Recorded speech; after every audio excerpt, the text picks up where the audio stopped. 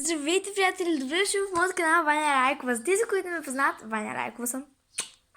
Обичам ви, още сме на село. След като ви снимах клипа как ви разхождам на село, искам и да ви кажа... Искаме да ви кажа, че за фен среща, тъй като аз ви споменах в предния клип, ако не сте го гледали, гледайте го.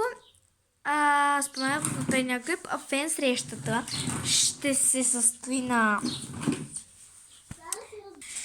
Тъй като сега вторник, сряда, четвъртък и петък ходя на училище, после пък юни от 1 до 6 мама и тати са в Рима, ние стоим на село тук.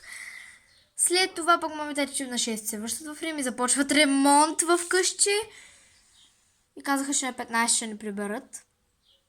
Затова ще се проведе на 16-17 юни. Ако не успея, ако го преместя за по-късно, ще ви съобща естествено. И също ще има втора фен среща, която ще се проведе на 4 юли. Тогава е рождения ден на Дани. Тогава Дани е рожденичка. Дани, ела тук. Тя ще си има и тя канал. Дани, ела, покажи се на камера. Симона.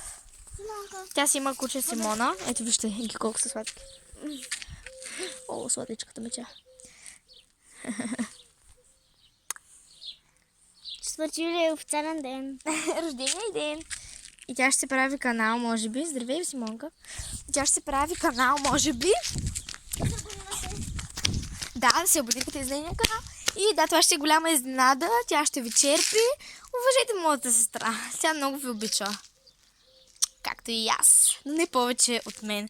Много ви обичам. Надявам се нашето семейство около моят канал да стане много по-голям. Да стане едно истинско голямо семейство, защото ние отново сме семейство.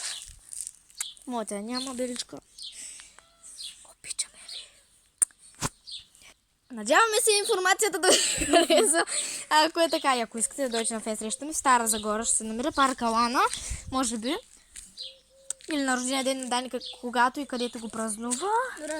Кажи чао на хората. Да. И ако ви е харесала информацията и ако искате да дойдете на срещата ми, дайте палец нагоре и се абонирайте за моят канал.